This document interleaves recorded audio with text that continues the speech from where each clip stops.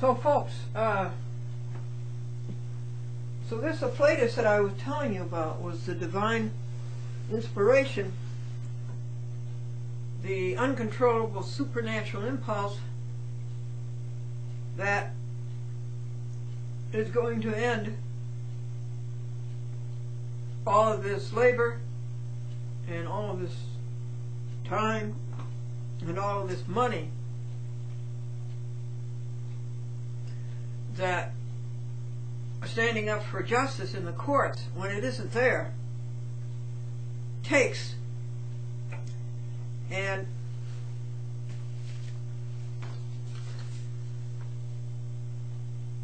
it is something that gives you great ecstasy, because 5 hours a day, 7 days a week, writing lawsuits and pointing out one crooked judge after another, and they're all the same: lie, steal, and cheat, betray America, betray you, is arduous. And to be relieved of all that is an exuberation. Where were we when we were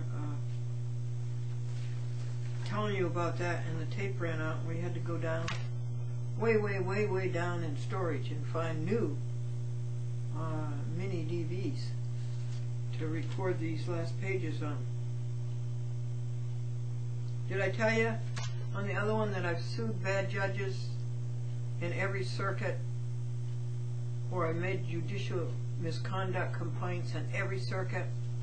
The First Circuit in Boston, the Second Circuit in Manhattan, the Third Circuit in Philadelphia, the Fourth Circuit in Maryland, the Fifth Circuit in New Orleans, the Sixth Circuit in Columbus, Ohio, the Seventh Circuit in Chicago, and they're all so crooked in the same pattern. The Eighth Circuit in St. Louis, the Ninth Circuit in San Francisco, and the 10th Circuit in Denver. And every one of these people is just as crooked as every one of the people I found in the United States District Courts, in the New York State Courts, in the New York State Court of Appeals, the so-called highest court, from which the highest judge in the state of New York went to prison, federal prison, and then the New York State appellate courts, crooked to the core, all the way down through the county courts, the Supreme Courts, the city courts, the town courts, the village courts. They're all just totally rotten, putrid, addled. So it's a great release to be rid of these people and to concentrate on good people. You know, what do you do when the judge doing the judging is worse than the judge being judged? What do you do when judges break the law, as Doris and Elena Sassar for the Center of Judicial Accountability keep asking?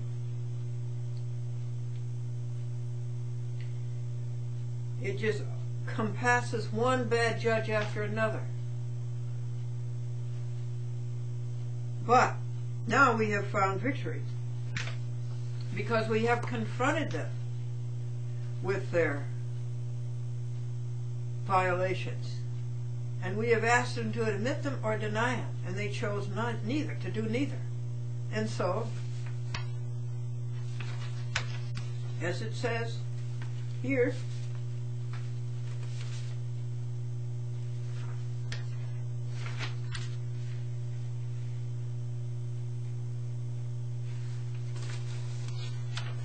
this is lawful notification and is sent pursuant to the federal Constitution, specifically the Bill of Rights, in particular the First, Fourth, Fifth, Sixth, Seventh, Ninth, and 10th Amendments, and pursuant to your oath, and requires your written response to me, specific to the subject matter. Your failure to respond is stipulated and rebut with particularity everything in this paper with which you disagree is your lawful, legal, and binding agreement with an admission to the fact that everything in this paper is true, correct, legal, lawful, and fully binding upon you in any court in America without your protest or objection or that of those who represent you. Your silence is your acquiescence.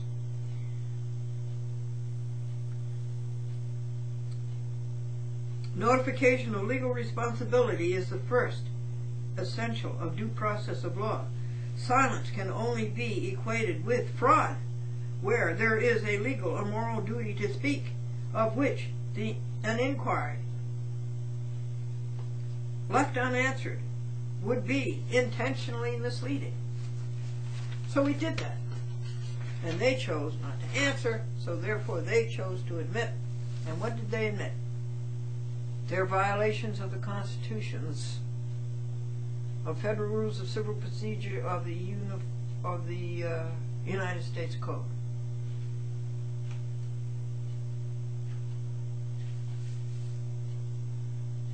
Hence, and one of the charges was you committed fraud. Did they deny or admit that? No. They didn't answer, so they admitted it. And having committed fraud, that means that all of their rulings are nullities, and that means that Glendora wins.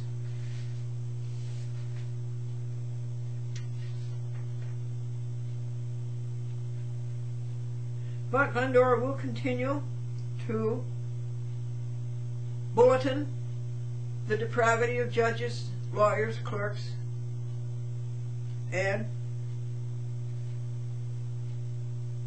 she will continue to tell jokes about judges, lawyers, and clerks that even judges, lawyers, and clerks laugh heartily at. She will send them notices of effective failure to deny admissions, record of fraud, and rulings of nullity.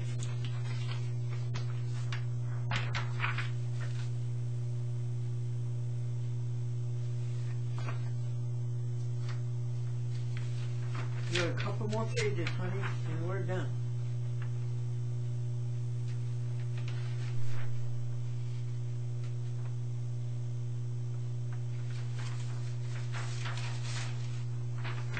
A fortiori, with the greater force and all the more, Glendora has shown that Mordew, federal judge in Syracuse, Treese, magistrate in Albany, Behrman, clerk of the court, and law clerk, ghostwriter, by their own hand, have admitted to violating the United States Code, the Federal Rules of Civil Procedure, the Constitution of the United States, and the Constitution of the State of New York, and have committed fraud, thereby nullifying all rulings of October the 9th, October the 10th, and November the 2nd, 2007. Thus it is all the more certain and necessary that the orders, quote unquote, of October 9th, October 10th, and November 2nd be remanded, and reversal would be even better. Glendora must receive all relief pleaded in her complaint, in her motion for default judgment, and in her Rule 60B motion for relief from order. She must receive $83,000 from Eric Press, compensatory and punitive damages. The costs and disbursements for this action, $5,000 in damages, costs, and disbursements in Glendora versus Masterilli, Taibat Salako, and Officer Lewis, Peekskill Police Department, together with all further relief just and proper, including sanctions against Sarok and Satterley, Stevens, Burke, and Burke. Dated November the 17th, 2007. Partnership Day was November the 14th. 3 years and 9 months. Partner with the greatest. Yours in truth, Amor Patriae, love of one's country are more New York high, love of New York, and in horror at the depravity of the courts. Glendora without prejudice, Uniform Commercial Code, Article 1, Section 207. A chat with Glendora on 60 TV stations, on the YouTube, and on achatwithglendora.com. 670 half hours. This is the magnus opus of 1,498 legal papers. 43 hours this one took, $52.28 to post and to print. The internet number is circa 4800 and Glendora's service list is Eric Press. The Chief Judge of the Second Circuit judicial misconduct complaint against Mordew and Treese.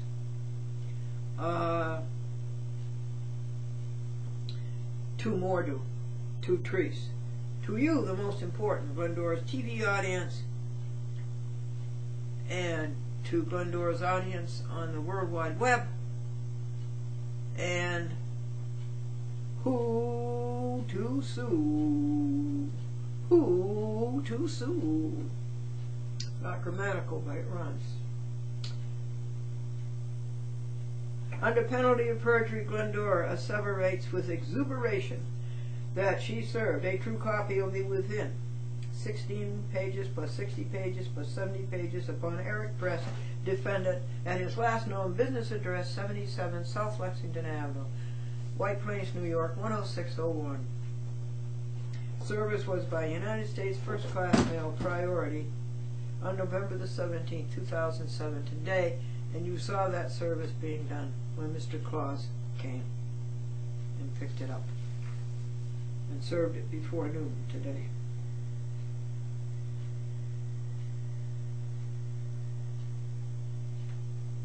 Further, Glendora joyfully avows that she has told the truth, the whole truth, and nothing but the truth, so help her God. And believe me, God has helped me.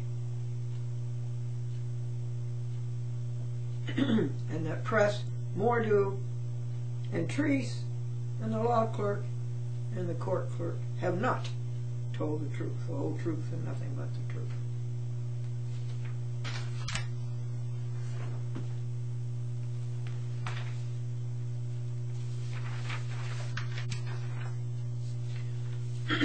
And I sent him this hymn. May thy rich grace impart strength to their fainting heart, their zeal inspire. Oh, hear them while they pray, take all their guilt away. Oh, let them from this day be wholly thine. You're right, Sebastian. And Glendora will continue to tell jokes about judges, lawyers, and clerks that even the judges, lawyers, and clerks laugh at heartily. And she continues her didactic from old OLDE English law. A good bumper of liquor will end this case quicker than justice, judge, or vicar.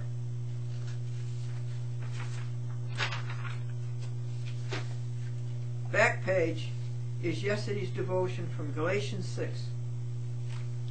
As ye sow, ye shall reap.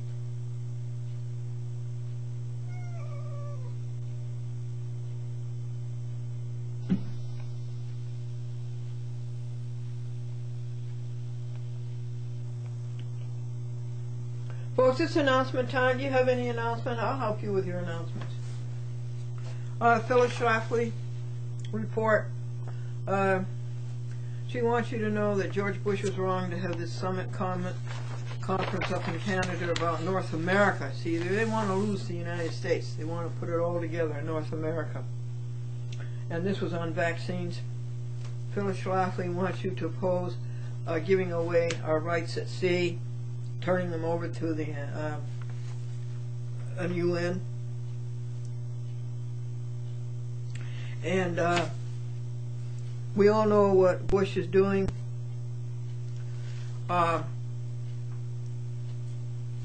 And letting people cross the borders, and we don't take care of our own fence and mend the holes in our fence. Phyllis Schlafly is opposed to the North American Union, which is the same thing they tried to pull in Europe, where the countries lose their nationality and their sovereignty. And the little tiny few people with all the money controlling the world want the United States to be a nothing, so that they can rule the whole world. And to oppose this highway that is being built to go all the way from Mexico up through the United States and into Canada. And it's being financed by Spain.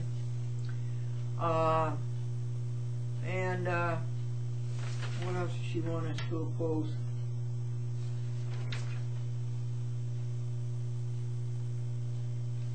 Okay, we must defend American sovereignty. In other words, it's the one world, the one world government, where just a few tiny people are in charge of the whole world. So that means you have to get rid of the sovereignty of the United States and make the United States give up all of her rights at sea, and let the United States let anybody through and across the borders that want, and that the highway going from Mexico through the United States up to Canada, and then the vaccines. Okay, that's the Phyllis Schlafly report. This is a philosophic thing that has happened.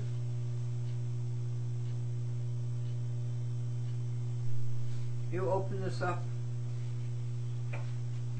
and what does it say?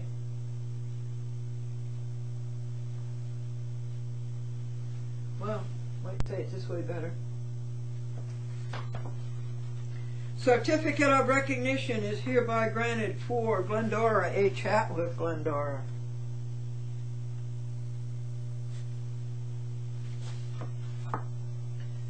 For 15 years of dedication and lasting contribution to the Manhattan Neighborhood Network. Awarded September the 15th, 2007. Well, thank you. Thank you very nice. Very much. They are coming here, Vicki Caresi and an associate, to do a documentary on A Chat with Glendora. What do you think the story is on A Chat with Glendora? I think, number one, it's been on TV since 1972. That would be 35 years. I think that's one aspect of it. Another is its spread. It's on 60 TV stations. It's a public access network. I think another aspect of it is its fight for public access rights. No editorial control. Public access administered on a first-come, first-served basis. Public access administered on a non-discriminatory basis. Public access is not to be limited or prohibited by the state government, the municipal government, the cable company, or the corporation running public access. It is not to be limited or prohibited. These are all laws whose numbers I can give you if you'd like. Title 47 of the United States Code, Section 521, its Sequitur.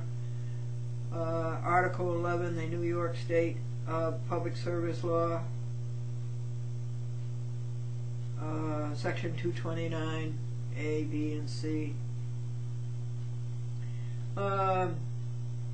Title 18.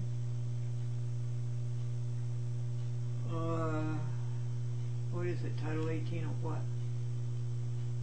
Section 595, 895.4.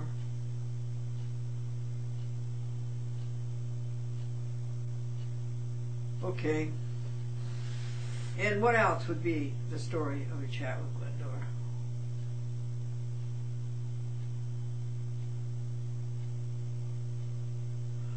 Vicki said something about women in public access.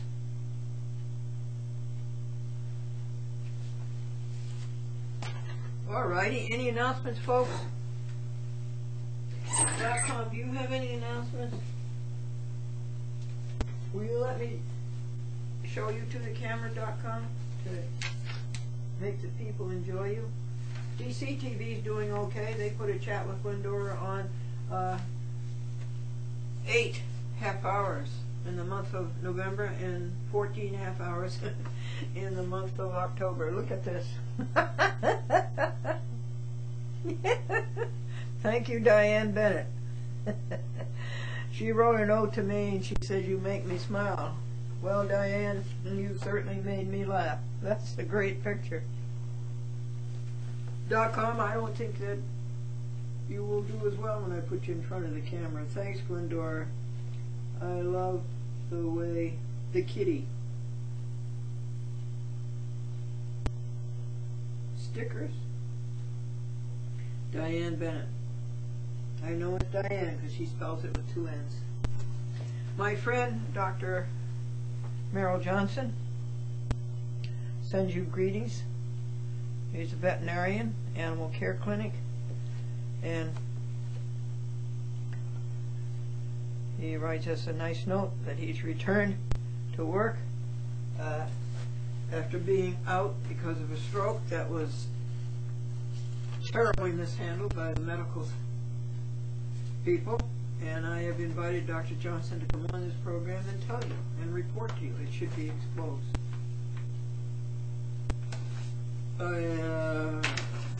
Recusal of a judge because of consanguinity or interest. Good old Tony Sierra up in Fort Edward, Washington County. All those places.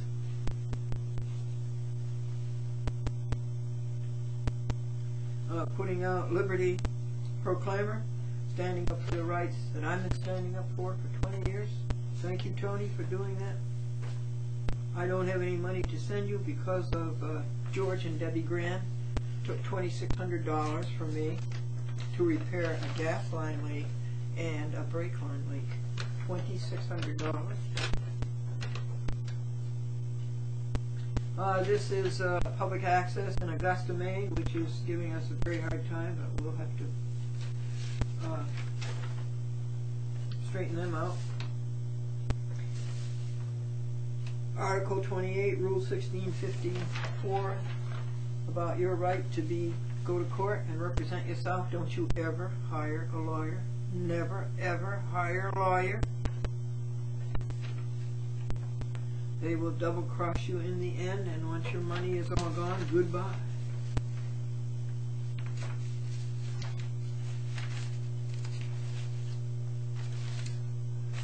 We have the list of vegetarian meat analogs. We have pork and vegetarian pork, and we have vegetarian hamburgers, vegetarian hot dogs,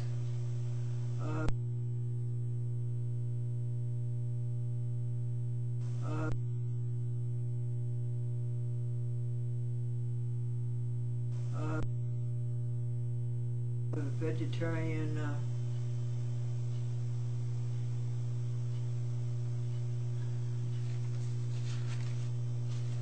cutlets, choplets, tender bits, roasts. They're all vegetarian. We have vegetarian turkey, vegetarian chicken, vegetarian ham. You can always get them at the Seventh-day Adventist churches. They all have a health food store in the back. Okay. And here's squeaky.com. Squeaky.com, what a great kitty. Isn't he handsome? And he was so darling and irresistible as a kitten. Mary Ramage's neighbor. Squeaky.com.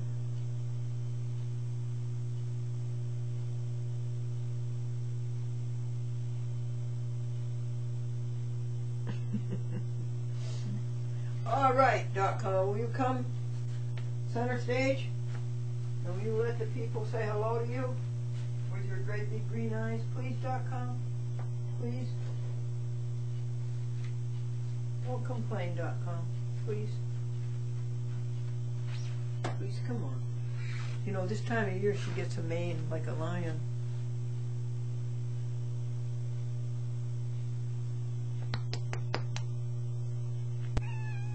Oh, don't complain. Let us see you.com. What a great face. Look at all that beautiful blonde fur.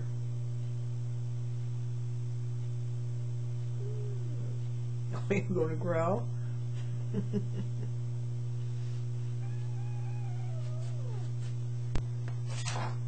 Thank you.com.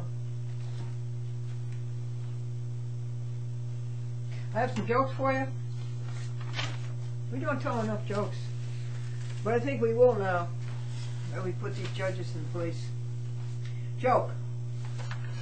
Eskimo Daddy is sitting in his igloo with his Eskimo son, and Eskimo Daddy is reading nursery rhymes to his son. And Eskimo Daddy says, "Little Jack Horner sat in a corner." And the little Eskimo son said, "Daddy, what's a corner?" How do you know the company is one big family? The boss hires all of his relatives. A man asked for a letter of recommendation when he left the company, and this is what he got. Bob Jones left our company after 15 years, and we were satisfied. There's a street downtown named after the judges. One way.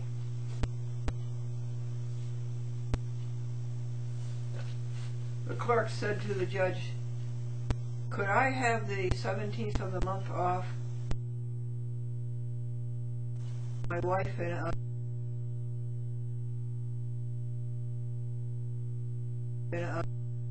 I are celebrating our silver wedding anniversary, and I'd like the day off." And the judge says, "What? I gotta put up with this every 25 years. The judge and I have a perfect relationship, pure and simple. I'm pure and he's... And the judge never loses his temper. He can always find it when he needs it. If you're having an argument with the boss, it's best for you to see both sides. His side and the outside. Important is being in the White House and the telephone rings and the president doesn't answer it. No. Important is being in the White House, the telephone rings, and the president puts a caller on hold. No. Important is being in the White House, the telephone rings, and the president hands you the receiver and says, "It's for you." The judge is temperamental. 50% temper and 50% mental. The judge suffers from moon syndrome. Moon syndrome. He carries 1/6 of the weight that he thinks he does.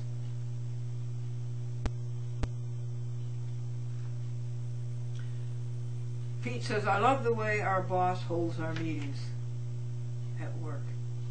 He presents his proposals, and then he says, 'All in favor say aye. All opposed say bye.'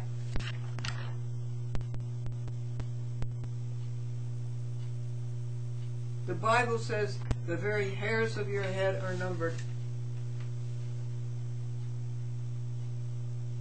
And Donald says, every year it's getting easier to take the inventory.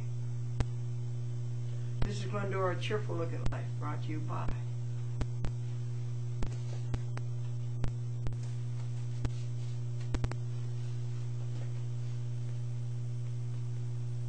I get calls from all over, folks. I got a call from the 315 area code. That's way out in central New York. It was a dippy call. And when I called back, the woman certainly fumbled and failed and flopped. Yep. Most of the calls come from Long Island. It's a very big cable TV system out there. They're all cable television. So Long Island seems to be the most